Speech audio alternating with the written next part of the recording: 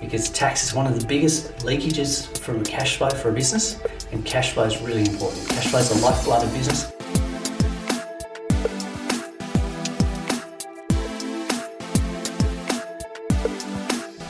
Welcome to the Business Behind Your Business, conversations to help your business grow and thrive. Hi, I'm Paul Sweeney, founder of Pretium Solutions, chartered accountants and certified business advisors, hosting the Business Behind Your Business.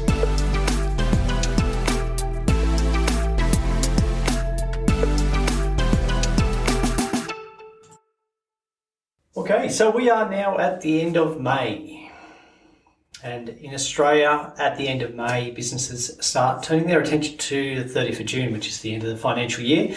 And we're looking at planning for minimising tax. So how do we minimise tax, given that the 30th of June is a particular date, which marks the end of the financial year, and any expenses we incur before the 30th of June, we can claim as a deduction this year. So what are we looking at with tax planning? So tax planning is not avoiding tax. So tax planning is not avoiding tax by doing something illegal. What we're doing is tax minimization by using the strategies that are actually allowed. They're legal strategies, legal timing differences to make the most out of our decisions. So we get the best advantage by our decisions to spend money or to defer income.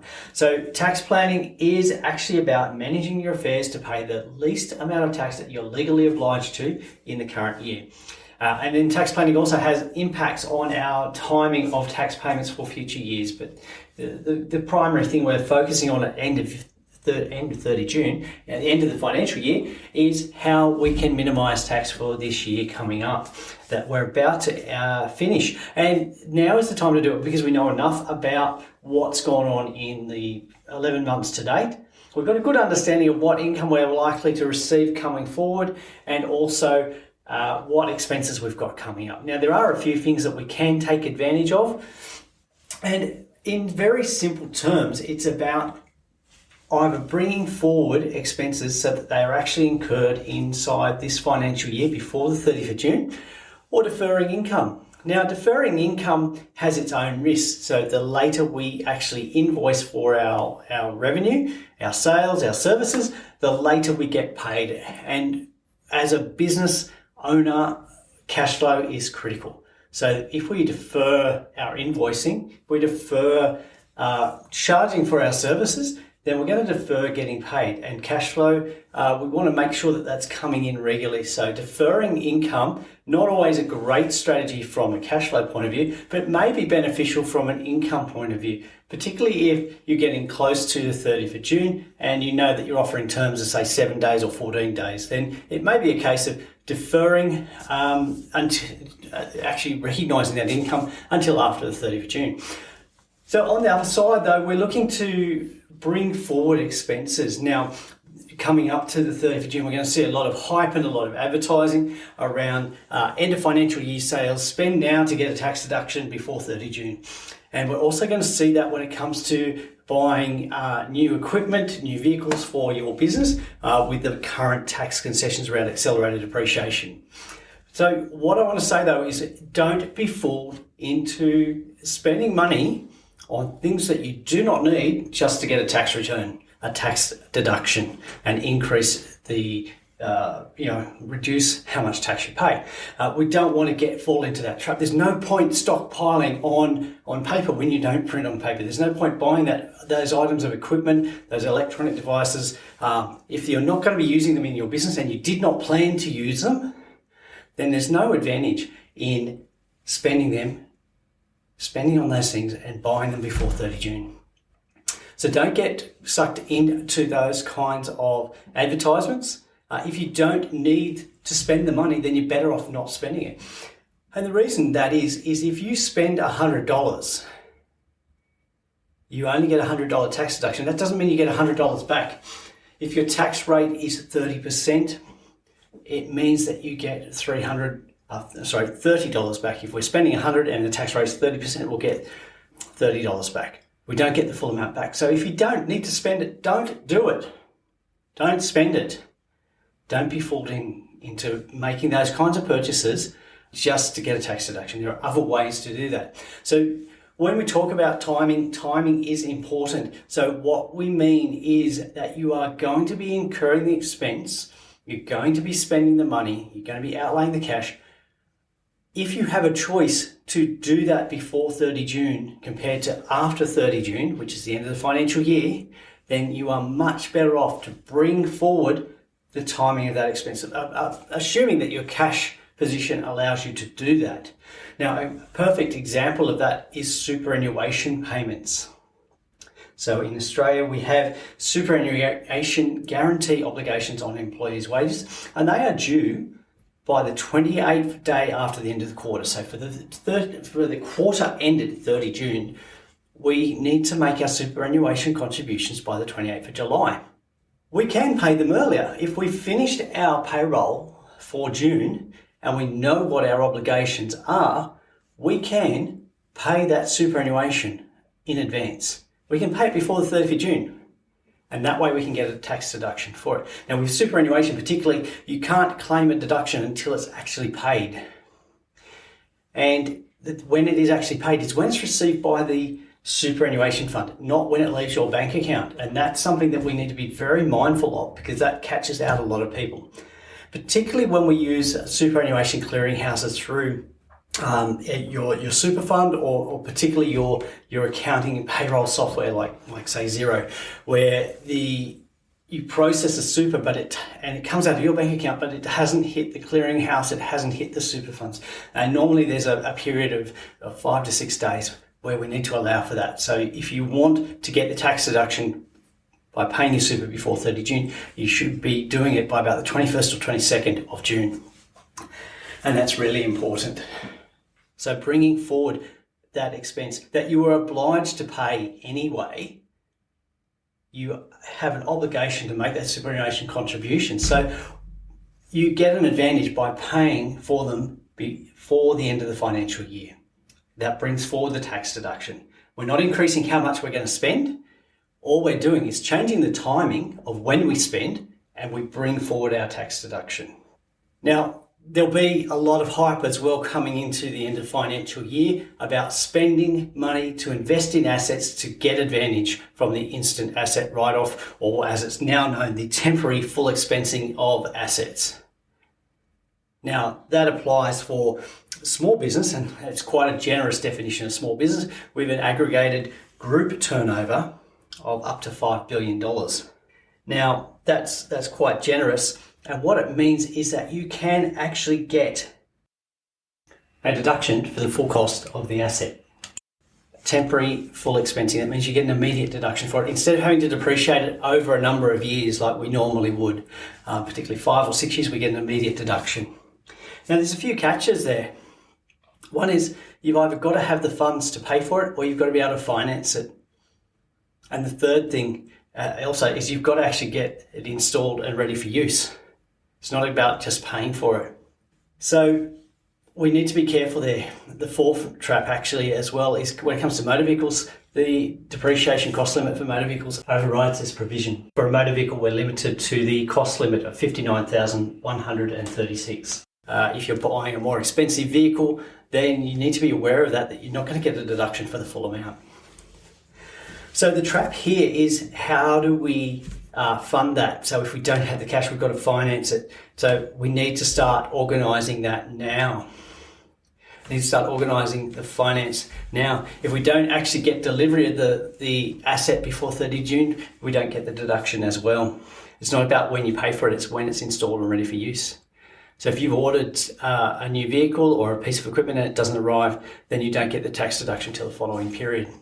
We need to be very careful about these timing issues here, because you don't want to commit to paying in advance, rushing the purchase, thinking you're getting a tax deduction when you don't. Because if you pay for it if you get the deduction, the timing is July, so that's after the financial year end, then it's a further 12 months before you actually see the benefit in terms of a tax deduction. So that's why we want to bring forward that deduction from July, August, September to June, if we can, if it is feasible to do it. The other side of that is, what if we create a tax loss? Now, normally a tax loss from doing that can only be offset against future income. So again, if you're creating a tax loss, you wouldn't get the advantage until the following year when you make a profit, and you can offset that loss against profit. And this is where we have another measure that's coming in for Australia in the budget, and it's the temporary loss carryback measure. Now, this measure is designed to work hand in hand with the full expensing of assets, the immediate full expensing of assets. They're designed to work together. What it does is it allows you to carry back a loss that you make in a current year. So maybe you made a loss in the 2020 financial year, or the 2021 financial year, which is we're about to finish. You can apply that against a profit you made in the 2019 or the 2020 year, and you'll get an offset in your tax return. So a refund coming back to you. You will only be able to use that measure though if you're operating through a company. If you're operating through a trust or a partnership or an individual, that measure is not available for you. So we do need to be careful about rushing into things and not getting some advice from our accountant or our tax agent about whether that deduction will actually apply to us. So it's now's the time to start talking. Don't leave it till the last week of June. Act now. So there are a few things that can be done to bring forward the timing of expenses, bring forward the timing of deductions, and get that tax benefit now. So there are a few other things that we need to look at. We need to look at our debtors listing, our customers. Are all of the invoices that we're showing as being collectible from customers actually going to be received? If we know that that's not the case, if we know that those businesses have actually gone out of business, then we should write them off and minute that write-off of those bad debts. That way we can claim the deduction for them in this financial year. Likewise, we need to review our inventory holdings. If our inventory is unsaleable, if it's obsolete and we can't actually sell it, or we're going to be able to sell it for less than what it cost us, then we can reduce the value of our inventory. So if you're holding inventory, do a stock take before 30 June or on 30 June and identify any stock that you can't sell, and we'll write that off. So a couple of other things that a business owner needs to be aware of as well is that if you operate through a trust, you need to make a resolution about who is going to be receiving the income and what forms of income from your trust, and you need to have that resolution in place by the 30th of June. Why is that important? Because why is that resolution important if you're operating for a trust? Well, a trust is one of those structures that business owners will typically use to enable streaming of income to the most efficient person on whatever tax rate, marginal tax rate they're on. So getting the best tax advantage by distributing income to different family members to get the best tax result, using the different tax rates of different family members. So it's important to have that resolution in place by the 30th of June and have it signed. So in summary, what we need to do is look at, deferring income, but that has consequences on our cash flow, or bringing forward the timing of deductions for expenses or investment, which is going to get a tax concession in terms of an accelerated deduction, bringing forward the timing of those expenditures. Bring them forward so we get a tax deduction in this financial year, particularly when we were going to spend the money anyway.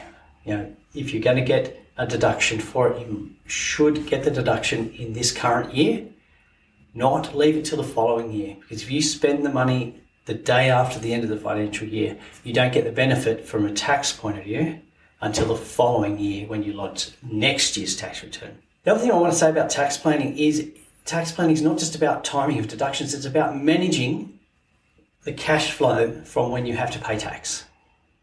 So if we've identified by doing a tax estimate what your likely taxable income is going to be, and we identify that your taxable income is going to be lower than the previous year, generally means you're going to get a tax refund.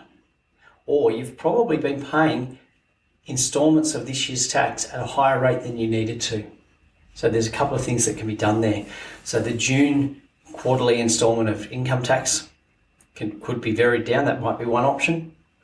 The other option might be get onto your tax return a lot earlier than you normally would and lodge it within a month or two after the end of the financial year. Bring forward the timing of that refund so the cash is coming forward into your bank account earlier.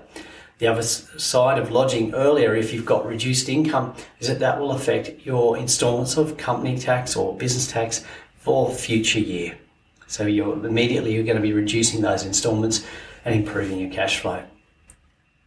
So tax planning is not about avoiding tax. It's about managing your affairs wisely in a legitimate way to minimise and pay the least amount of tax that you're obliged to pay in this financial year. Managing your cash flow to your best advantage. And that is how we can use our advisors, our tax planners, our tax agent to help us come up with the best outcome, help us save on paying money out in tax when we don't need to. We might be on less income next year, so it might be better to defer income to the following year. We can do that, like I said, by either deferring income or bringing forward expenses. But that planning strategy needs to be done. And look, now is the time to meet with your accountant and your tax agent. Any business owner should have those people advising them and start talking about what your tax position is going to be for this year. And get into the habit of regularly managing your tax planning and your tax payments. Because tax is one of the biggest leakages from a cash flow for a business. And cash flow is really important. Cash flow is the lifeblood of business. And if we can minimise the leakage to things like taxation, then we go a long way to improving our healthy cash flow, healthy business. And we can look at our business and run it more profitably. Thanks for listening. Do you have a question you'd like our team of experts to answer? If you do, send your question to podcast@thebusinessbehindyourbusiness.com. To hear more from The Business Behind Your Business, don't forget to subscribe using your favourite podcast player. Or you can visit the businessbehindyourbusiness.com website.